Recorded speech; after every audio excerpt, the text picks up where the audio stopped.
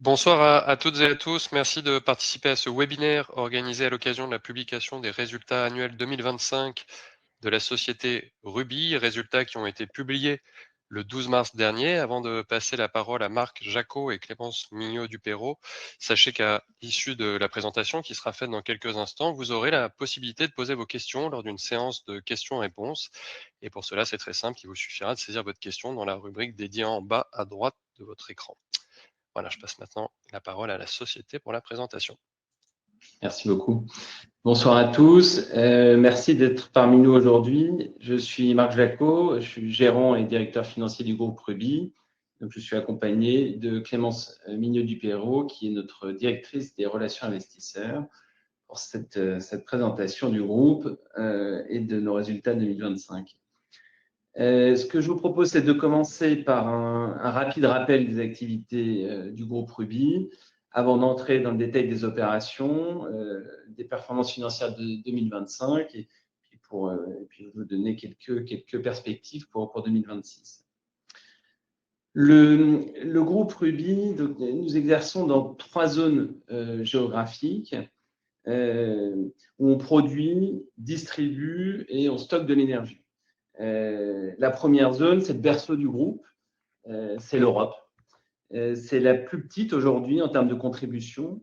On a en France, Espagne, Portugal et Suisse, nous distribuons du GPL, du gaz, en conditionné ou en bouteille.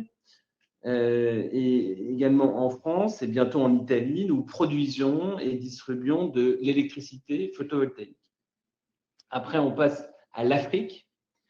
L'Afrique, ça représente à peu près 35% de notre activité et on y distribue du bitume tout au long de la côte ouest où on bénéficie d'un positionnement stratégique grâce à la détention en propre de 5 navires bitumiers. Et dans la partie est de l'Afrique, nous disposons d'un réseau d'environ 600 stations-service où nous distribuons à la fois du carburant et du GPL. Le GPL, c'est une énergie, je vous rappelle, de transition en Afrique à fort potentiel de croissance. Et après, nous avons les Caraïbes. Alors, les Caraïbes contribuent à hauteur d'environ 55% à l'EBITDA du groupe. C'est le même modèle que l'Afrique de l'Est. Nous distribuons des carburants et du GPL. Et à noter notre positionnement assez prometteur dans cette région, au Guyana et au Suriname, dont les économies sont portées depuis quelques années par l'exploitation de nouveaux gisements pétroliers qui boostent donc l'économie de ces pays. Donc, il faut savoir, en synthèse, là, pour raccrocher tout ça aux résultats financiers que je vais vous présenter, que nous distinguons 3 segments finalement dans nos opérations. Il y a le retail et marketing, c'est au plus proche du client.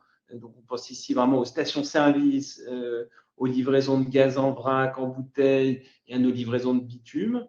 Ça, c'est le premier segment. Après, le deuxième, c'est support et services. Et il s'agit des supports à notre activité retail et marketing. Ce support, il est apporté donc, notamment par notre flotte de navires qui sert à gérer la logistique d'approvisionnement à travers nos 20 bateaux. Et enfin, le troisième segment, c'est la production d'électricité photovoltaïque via Photosol.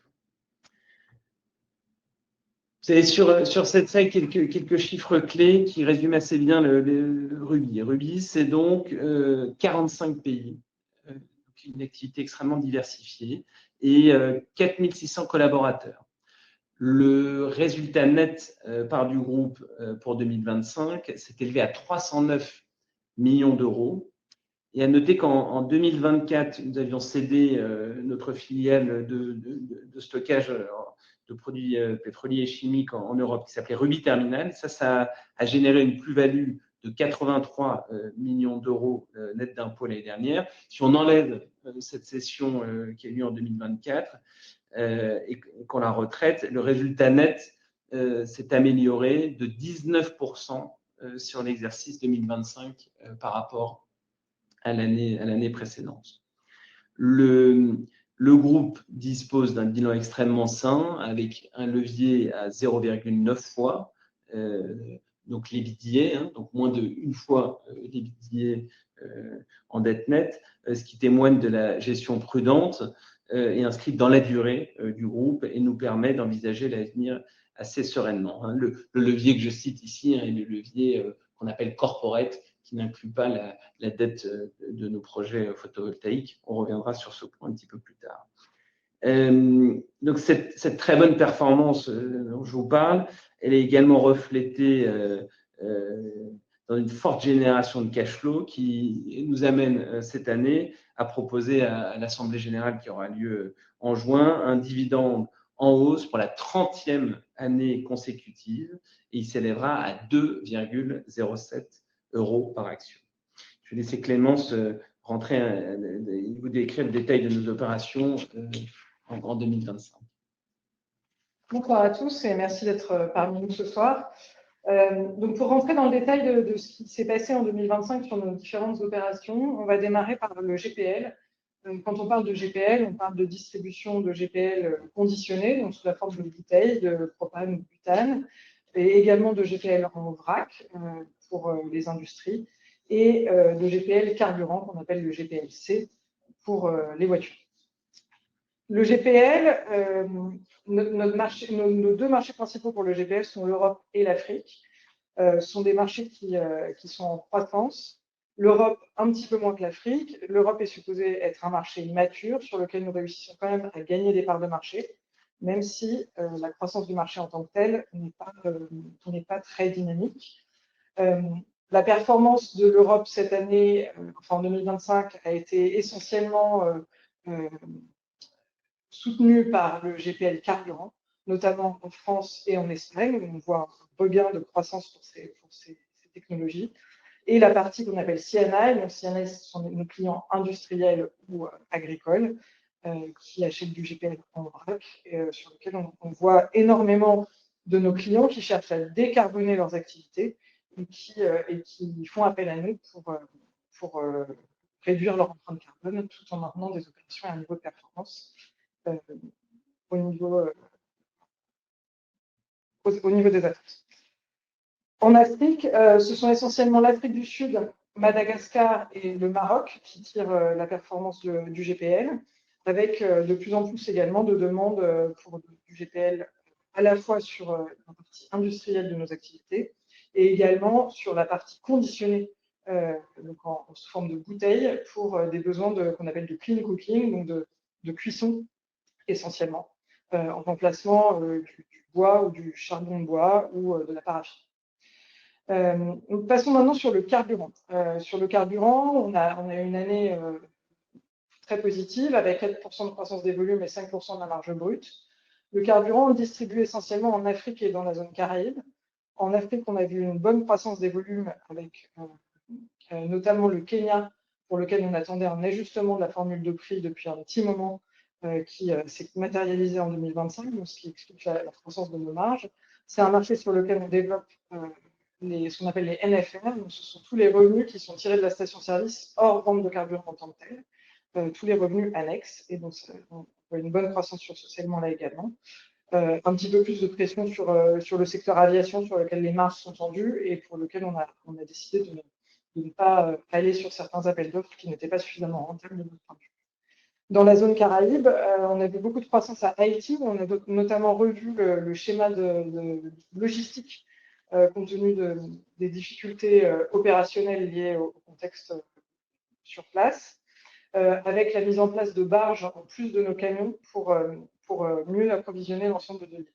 Et on voit également un fort dynamisme commercial au Guyana et au Suriname, qui sont deux pays, comme Marc l'a mentionné un petit peu plus tôt, qui sont très prometteurs en ce qui concerne la distribution de carburant. On va faire ensuite un petit focus sur le bitume. Donc, le bitume, c'est un produit qui est issu du raffinage et qui est utilisé essentiellement pour la construction de routes. Pour vous donner un ordre d'idée, le bitume représente à peu près 30% du coût de construction d'une route. Donc, on a des clients qui sont essentiellement des clients des sociétés de construction qui construisent des routes, des sociétés d'infrastructure, sont des clients internationaux pour la plupart.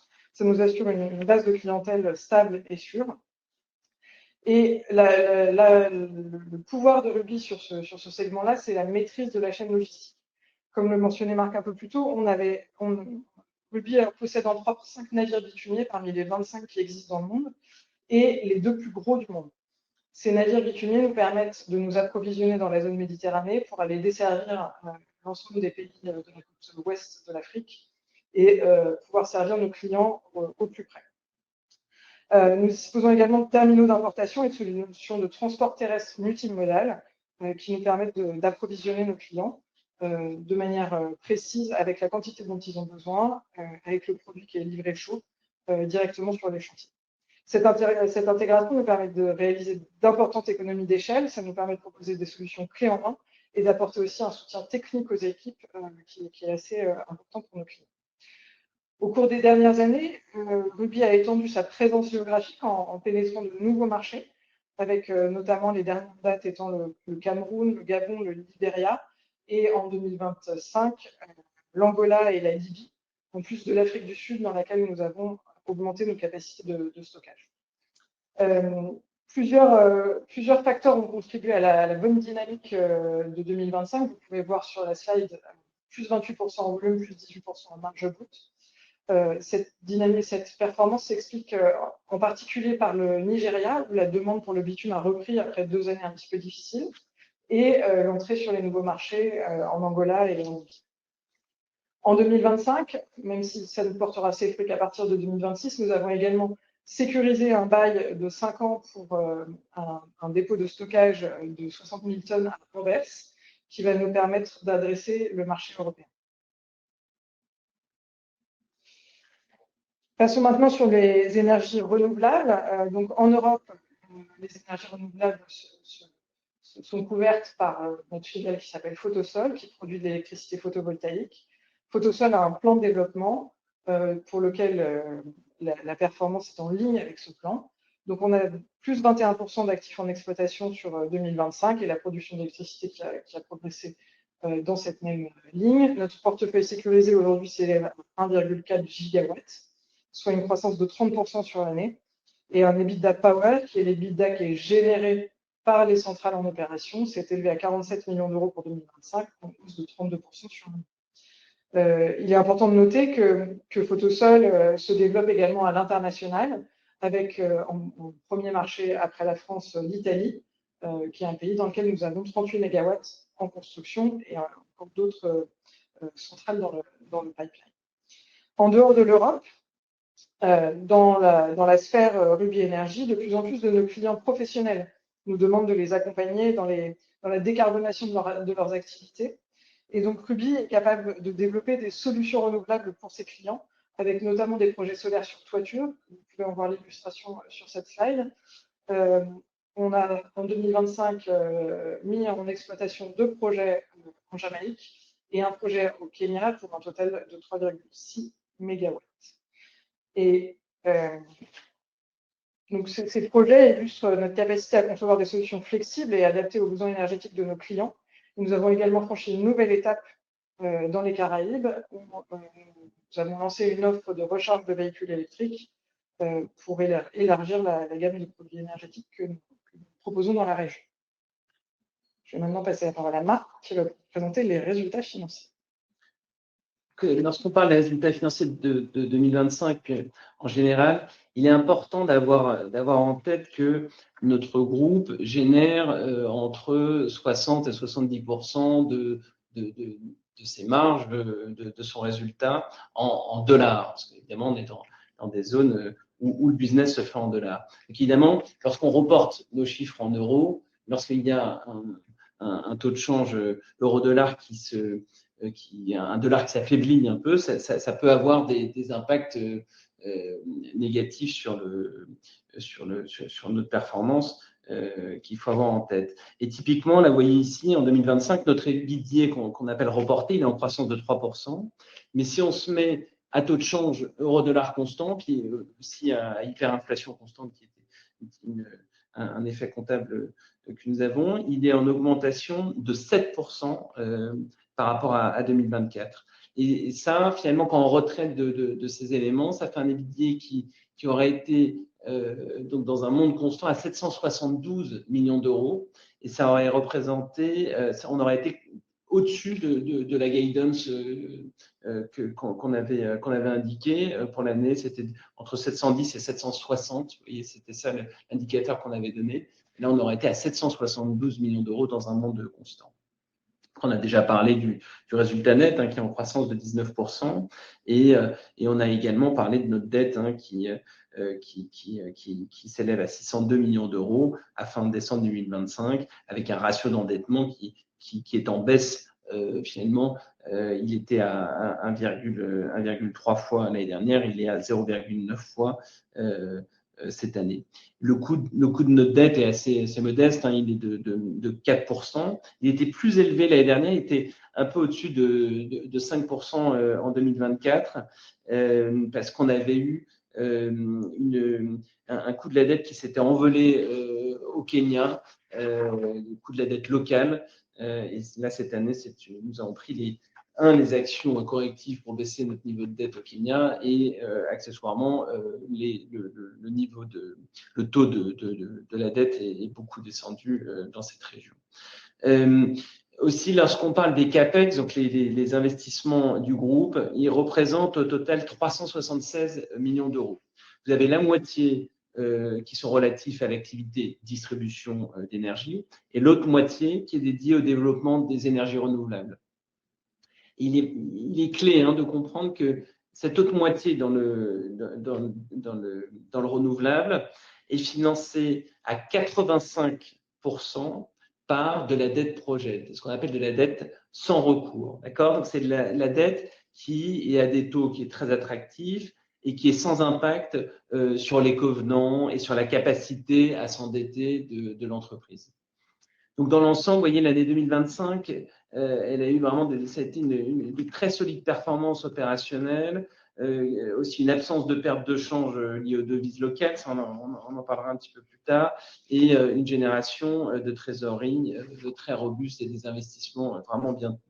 Lorsqu'on voit la performance opérationnelle par région, vous voyez que la branche retail et marketing, elle a enregistré des solides performances à tous les niveaux, avec une hausse de 4% de l'EBITDA. Vous avez en Afrique, sur la gauche, là, 3 points forts, comme déjà mentionné. Le premier, c'est le bitume, porté par la reprise de la demande au Nigeria, plus l'entrée dans 2 pays que sont l'Angola et la Libye. Vous avez, deuxième point, l'activité retail, suite donc à notre ajustement de formule de prix au Kenya qui a bien fonctionné, et l'aviation au Kenya qui était moins dynamique, et un peu de volatilité toujours dans l'aviation dans cette région, et cette année ça a été moins favorable pour nous. Lorsqu'on regarde les Caraïbes, vous voyez les Caraïbes, vous voyez que le résultat est quasiment à 0, il est à -1 pour être précis, mais au fait, il faut regarder la contribution de cette région hors impact comptable de l'hyperinflation. Si on enlève l'impact comptable de l'hyperinflation qui est lié à notre activité en Haïti, finalement, vous avez les Caraïbes qui ont progressé de 15 millions d'euros.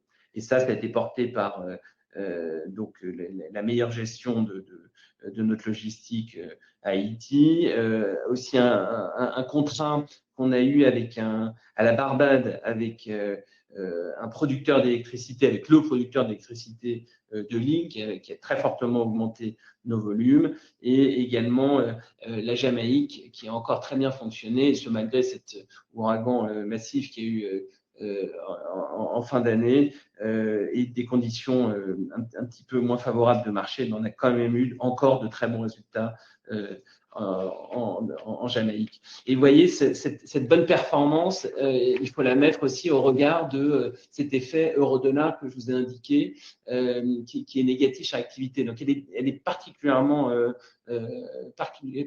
notable ici. Enfin, vous avez en Europe une assez bonne dynamique. Au fait, on vend beaucoup de GPL carburant, et dans lequel on a une position assez forte. Et aussi, vous savez, en en Europe et puis en France et en Espagne en particulier, on est des challengers. C'est-à-dire que donc on n'a pas des parts de marché gigantesques, mais en revanche, on a des équipes commerciales qui sont extrêmement fortes et donc qui gagnent des parts de marché et ça booste nos ventes. Enfin, vous avez support et service qui est resté stable. Ça, c'est normal parce que support et service est là pour servir nos opérations de retail et marketing. Et après, là, vous voyez sur la droite les billets du renouvelable, donc les billets Power qui correspondent à la production de nos actifs en électricité renouvelable et qui s'est établi à 47 millions d'euros. Il est en hausse de 32% sur un an. Cette bonne performance, elle est un petit peu finalement amputée par des coûts de développement, évidemment, parce qu'on développe énormément l'actif. Donc, on a des équipes qui sont là pour ça, donc il y a un coût et qui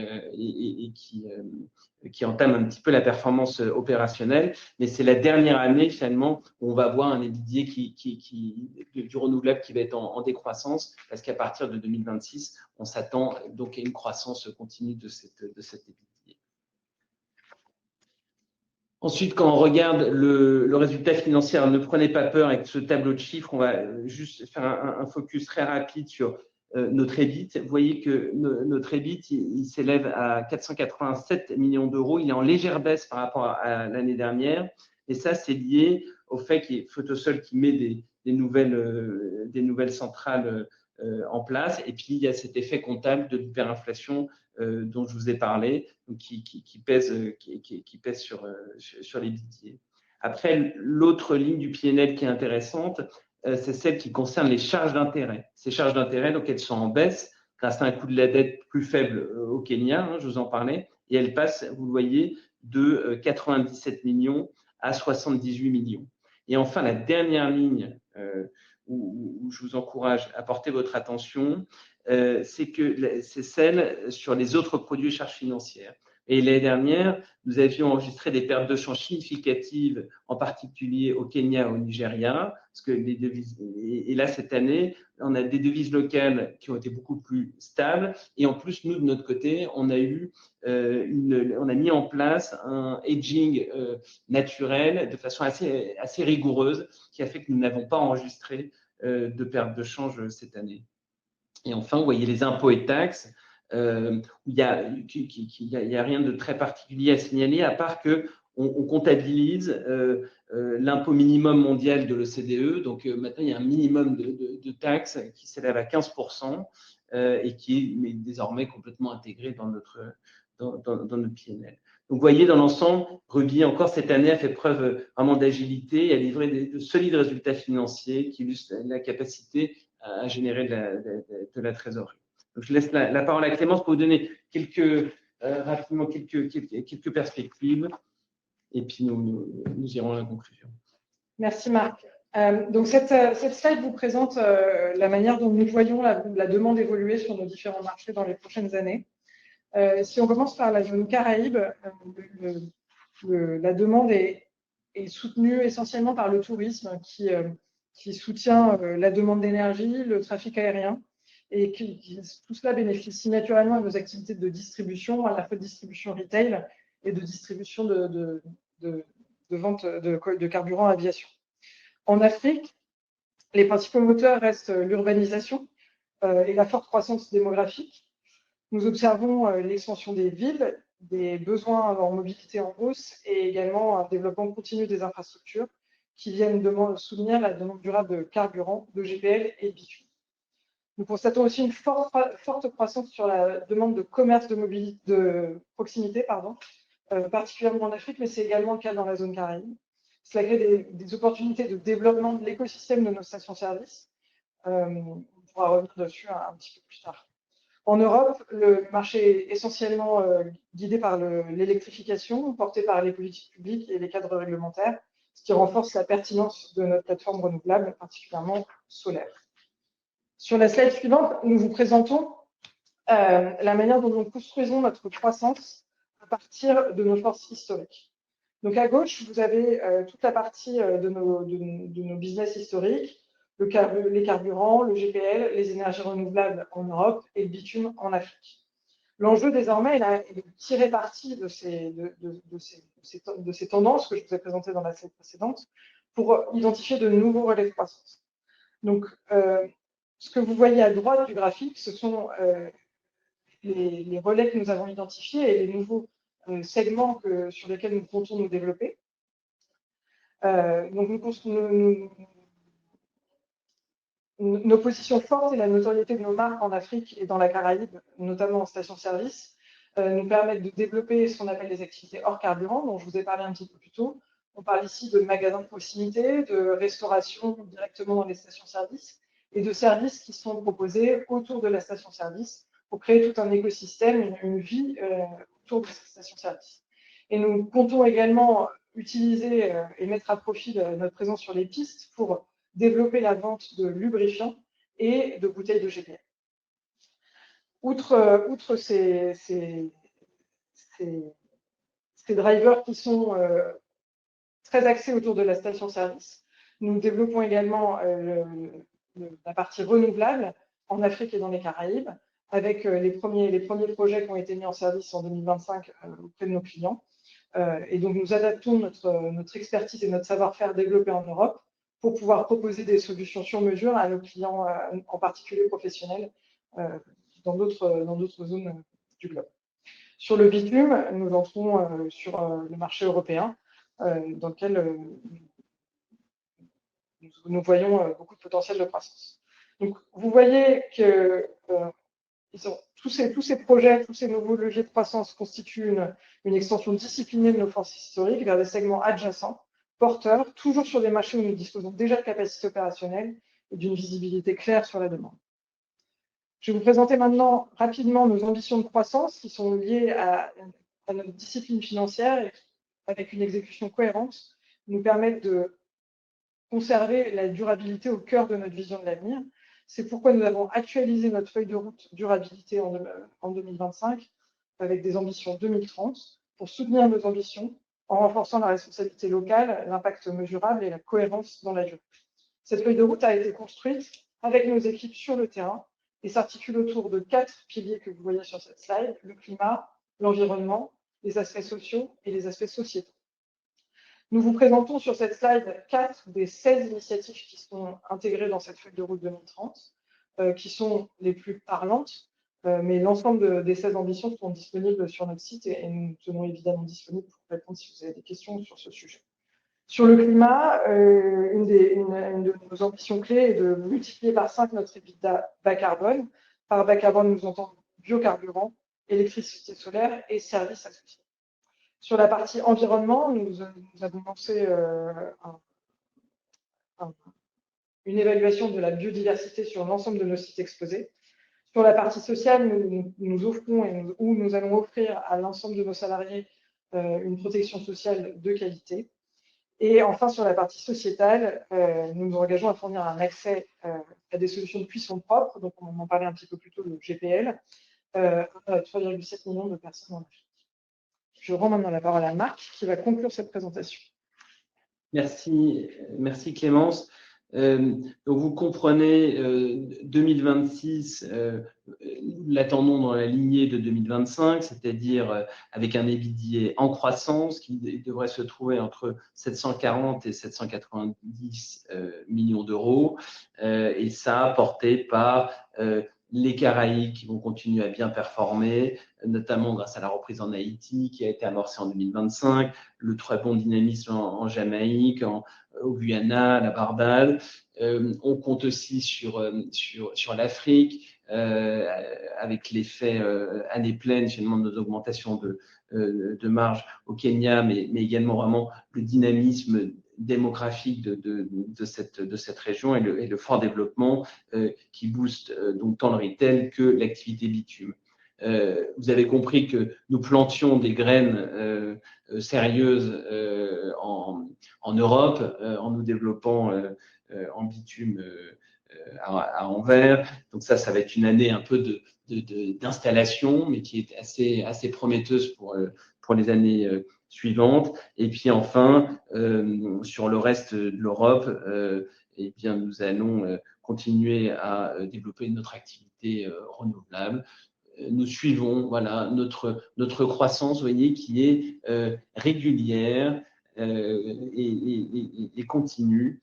Et donc, nous comptons délivrer encore une bonne performance. Voilà, nous sommes disponibles pour vos questions. Je vois que nous en avons de nombreuses.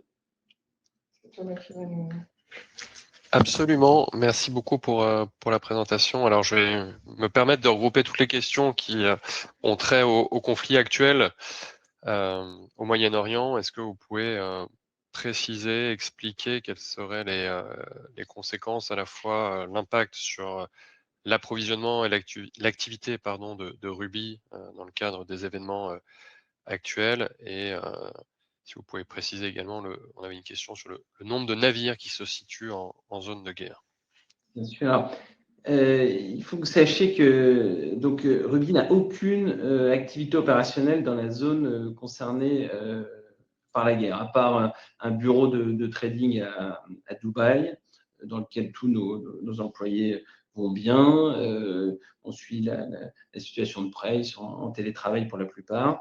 Il faut savoir que, vous savez, nos bateaux, ils opèrent dans les Caraïbes ou dans la Méditerranée et descendent à l'ouest de l'Afrique. Donc, on est vraiment pas du tout concerné par le conflit. Alors après, évidemment, on peut se poser la question en rebond de l'impact finalement de la hausse du pétrole sur notre activité. De temps en temps, il y a des petits amalgames qui sont faits, comme on est une société pétrolière. Alors, sachez que nous, au fait, on est assez neutre quant aux évolutions du prix du pétrole, parce que finalement, on repasse totalement le prix du produit à nos consommateurs. Vous voyez, quand vous allez faire le plein de votre voiture, c'est pas le distributeur qui assume le prix, c'est le consommateur. Donc, on est vraiment un modèle cost plus, on dépend vraiment que des volumes distribués. Alors après, on peut se poser la question en se disant, bah oui, s'il y a un baril qui touche des sommets, peut-être qu'il pourrait y avoir un impact sur la consommation. Écoutez, oui, ça pourrait. Cependant, n'oubliez pas qu'on vend un produit qui est vraiment un produit de première nécessité, hein, pour se déplacer, pour se chauffer, éventuellement pour s'alimenter. Donc, c'est un produit qui est finalement assez inélastique, voyez-vous. Donc, on n'a pas habituellement, il y a peu d'impact. Le prix du produit est vraiment très limité, hein, sur notre activité. Merci beaucoup. Une autre question sur votre activité bitume qui fait plus 28 en volume, plus 18 en marge. Comment vous justifiez ces performances? Est-ce l'attaque de nouveaux marchés ou alors la baisse générale de la pricing, de la politique de pricing? Non, tout à fait. Alors, c'est une très bonne question qui est un petit peu technique. C'est que nous avions en début d'année dernière, 2024, en début d'année 2024, il y a une forte dépréciation du Naira. Et alors, c'est vrai que la beauté du modèle bitume, c'est que nous avions repassé une partie des pertes de change qu'on avait pu avoir à cause de cette dévaluation du Naira à nos clients. Donc, ça avait un peu boosté en Q1 notre résultat bitume. Et donc, il y a un effet de base finalement en 2024 où la performance était un petit peu gonflée suite à cette perte de change. Et finalement, quand vous regardez le 2025, c'est un niveau qui est plus normal. C'est très clair, merci beaucoup. Une nouvelle question sur la remontée des taux d'intérêt. Le coût du capital pour les projets solaires a augmenté de ce fait. Comment maintenez-vous votre objectif de TRI de 10% sur les nouveaux projets Photosol sans que cela pèse sur la rentabilité globale du groupe? Alors, TRI 10%, oui, c'est le haut de notre fourchette de TRI projet. Hein, on est entre 7 et 10. En fait, le système français, mais aussi italien dans le photovoltaïque repose sur des appels d'offres. Donc, finalement, lorsque les taux augmentent, c'est répercuté finalement par tous les acteurs de la profession lorsqu'ils répondent aux appels d'offres. Finalement, ils s'adaptent à cette hausse des taux, et donc les prix de fait sont plus élevés. Et puis le deuxième point est, il y a eu certes une hausse des taux dans le photovoltaïque. Après, il y a eu aussi une forte baisse du prix des panneaux, donc qui compense ce différentiel.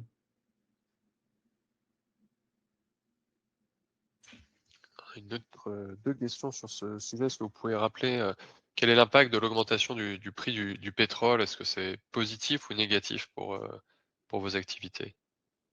Alors, comme je vous le disais précédemment, hein, c'est théoriquement neutre, parce qu'on passe donc les hausses ou baisses de prix d'ailleurs, hein, à nos clients. Après, évidemment, si le prix du baril est très élevé, ça peut avoir un impact sur la demande. Donc là, dans ces cas-là, ça peut être marginalement positif. Mais donc, on est sur un produit assez où l'élasticité prix est assez faible, hein, finalement, donc c'est un impact qui est limité. Après, il est vrai que cette année, par exemple, nous avons eu des effets positifs, hein, sur notre cash flow qui étaient liés au fait que notre besoin de fonds de roulement était plus faible, parce que le prix du produit à fin décembre 2025 était plus faible. Donc ça nous a fait un meilleur cash flow opérationnel. Alors évidemment, s'il y a le prix du produit qui augmente, écoutez, on aura un besoin en fonds de roulement qui va être plus élevé, donc ça aura un impact un petit peu négatif sur notre besoin en fonds de roulement.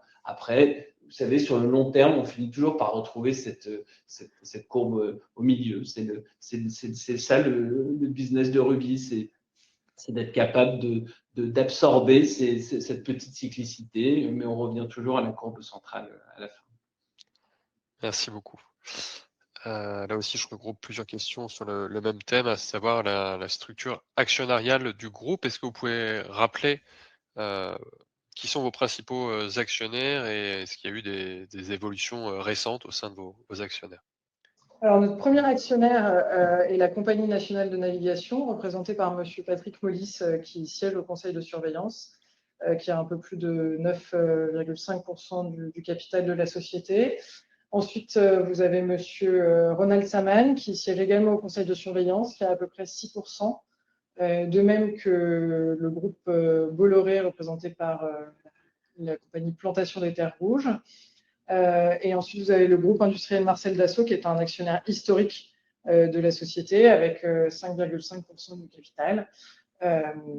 Et ensuite, ce sont des participations qui sont inférieures à 5% et donc non publiques.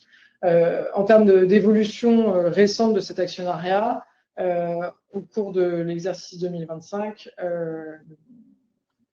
rien de particulier à signaler, outre l'augmentation de la participation de M. Mollis, qui était déjà au-delà de 5% à fin 2024. Merci beaucoup. Est-ce que le contexte qui est sensible en Haïti n'est-il pas un frein au développement des activités de Ruby? Alors, au contraire, Ruby bénéficie d'un positionnement en Haïti et d'un savoir-faire en termes d'opération en zone sensible qui n'est pas nécessairement aussi d'un savoir-faire qui est plus développé que la moyenne de ses concurrents. C'est la raison pour laquelle nous avons mis en place ce système de barge qui nous permet d'approvisionner l'ensemble de l'île depuis des ports plus petits que ceux du Port-au-Prince pour pouvoir desservir les différentes zones de l'île.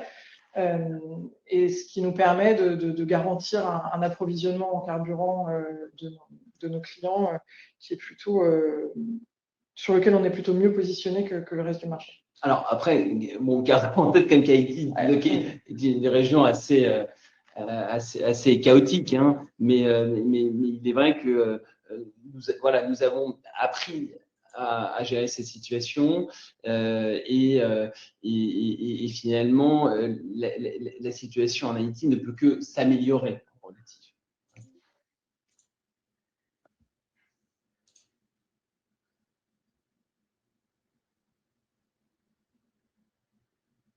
Est-ce que vous envisagez que l'électricité de Ruby reste 100% photovoltaïque ou est-ce que vous pourriez avoir d'autres sources, par exemple la biomasse aux Antilles, ce que font certains opérateurs?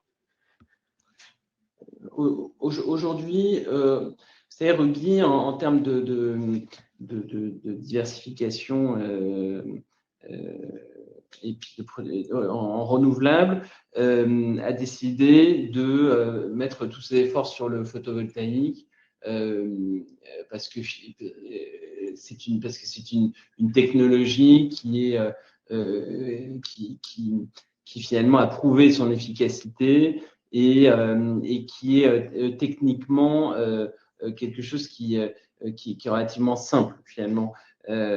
Donc et puis nous avons une belle plateforme qui est Photosol, qui a un potentiel de développement. Et donc nos efforts vont aller vraiment sur cette plateforme et nos investissements dans cette plateforme Photosol, donc dans le photovoltaïque.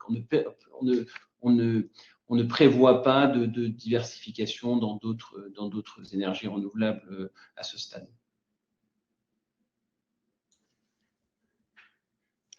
Est-ce que vous pouvez commenter vos performances boursières qui sont jugées encore un petit peu en deçà par rapport aux performances justement de votre activité, de votre résultat?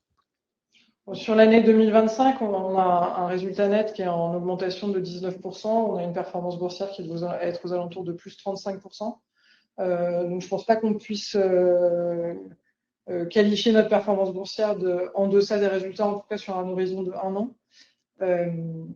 Sur une plus longue période, il est vrai que Ruby est moins bien valorisé qu'il ne l'était avant Covid, mais le monde a changé. Il y a eu toute cette période de désamour de toutes les industries pétrolières et la vague ESG qui est en train de reprendre raison. La trajectoire de Ruby en termes stratégiques reste claire. La performance opérationnelle de Ruby reste claire et consistante et en progression chaque année. La performance boursière devrait pouvoir reconnaître cette performance opérationnelle dans le long terme.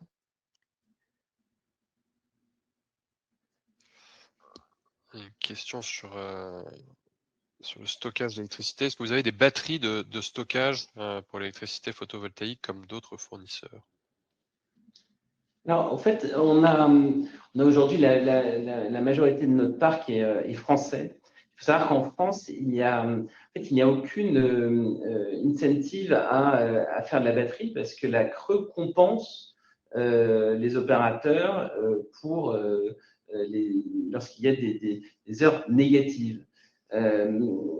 Donc, nous n'avons pas en place aujourd'hui de batterie. Cependant, nous nous intéressons évidemment très sérieusement au sujet. Déjà, pour notre développement en Italie et en Europe de l'Est. Et donc, on a une partie de notre pipe sécurisé d'ailleurs qui contient de la batterie. Et aussi parce que on est convaincu que la CRE va finir par, ou on souhaite d'ailleurs presque que la CRE finisse par arrêter de compenser les heures négatives de manière à ce que nous gérions nous-mêmes finalement ces heures négatives et que nous soyons une énergie encore plus compétitive finalement avec les batteries. Et donc, finalement, qu'on se mette un peu. Vous savez, le photovoltaïque peut être vu comme une énergie assez compétitive vis-à-vis même du nucléaire, parce que le coût de construction est assez faible, et il est encore plus avec les batteries. Donc on souhaite se développer en batterie, on s'intéresse sérieusement au sujet, et on espère que la CRE va faire évoluer son modèle de tarif dans ce sens-là.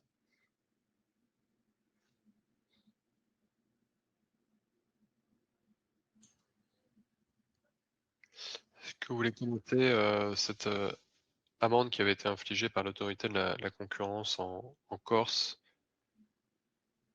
à hauteur de 64 millions d'euros. Oui, alors c'est une amende pour laquelle Ruby conteste les fondements de manière assez de manière claire et revendiquée. C'est un dossier dans lequel Ruby a fait appel et donc pour lequel nous suivons le process juridique. Cette amende a un caractère exécutoire, donc elle fera l'objet d'un paiement en 2026, mais ne fait pas l'objet de provision, car nous sommes convaincus du bien fondé de notre appel. Merci beaucoup. Quel regard portez-vous sur la participation Hydrogène de France? Alors, Hydrogène de France, c'est une société qui est une technologie qui sont encore à démontrer. Ruby investit dans Hydrogène de France et dans deux projets, un qui est en Guyane française et l'autre qui est en Raid. Le projet qui est en Guyane française aujourd'hui est en cours de construction et devrait être mis en service au cours de l'année 2026. Ce sera une sorte d'épreuve du feu et de test sur l'opérabilité et la performance de cette technologie. Aujourd'hui, c'est une prise de participation qui est enregistrée dans nos comptes comme titre de participation. Les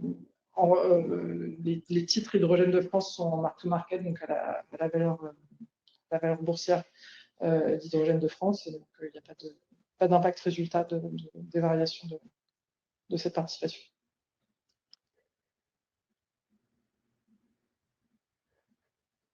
Je crois qu'on en a parlé tout à l'heure, mais je me permets de vous reposer cette question. Dans quelle devise vendez-vous vos produits en Afrique et aux Caraïbes?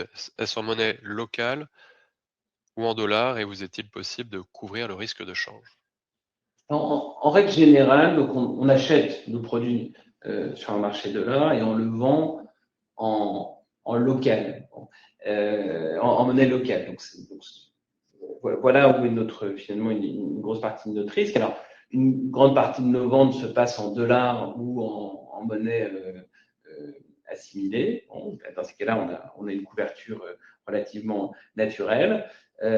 Et après, lorsqu'il arrive, en effet, dans certaines régions, que nous vendions dans une monnaie différente que le dollar, ça peut être l'euro, ou ça peut être des monnaies africaines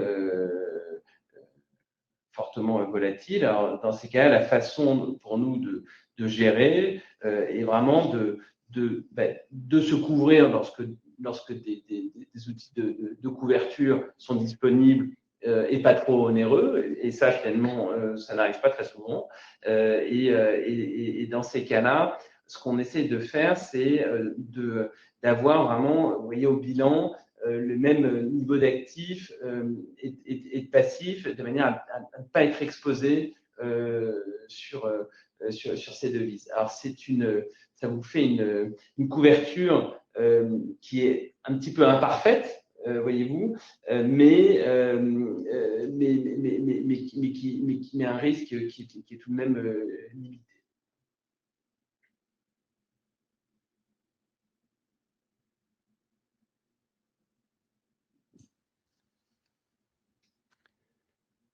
Dans le chat, qu'on a une question sur l'approvisionnement aussi. Est-ce qu'on a un risque d'approvisionnement? Alors, c'est une question assez intéressante parce que donc vous savez qu'on évolue dans les Caraïbes. On a une grosse partie de notre marge qui est dans les Caraïbes. Donc là, il n'y a aucune expédition parce que le produit vient directement des États-Unis ou de l'Europe du Nord. Après, lorsqu'on arrive en Afrique de l'Est, là, l'approvisionnement est sécurisé via des accords entre États. Donc, c'est les États finalement qui gèrent l'approvisionnement. Alors, est-ce qu'il y a un risque d'approvisionnement? Il pourrait, alors, mais dans ce cas-là, il est limité et puis ça concernerait tous les concurrents. Mais c'est pas un risque qu'on voit se matérialiser aujourd'hui.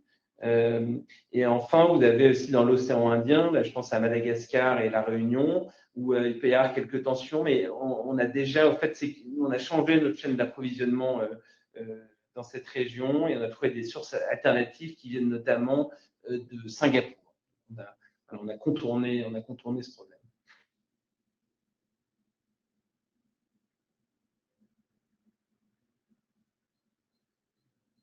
Écoutez, je crois qu'on a épuisé toutes les questions et si par mégarde j'en ai oublié une, je vous prie de m'en excuser, mais c'est vrai qu'il y avait de nombreuses questions.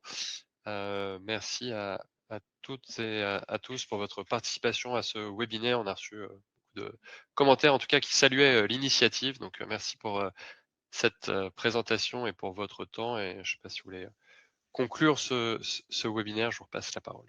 Merci à tous. Nous restons disponibles par mail si vous avez besoin de poser d'autres questions. Ravi de vous avoir eu avec nous ce soir et à une prochaine. Voilà, et on sera ravis, écoutez, de réitérer l'exercice à une autre occasion. À bientôt. Merci beaucoup. Bonne soirée. Merci. Au revoir.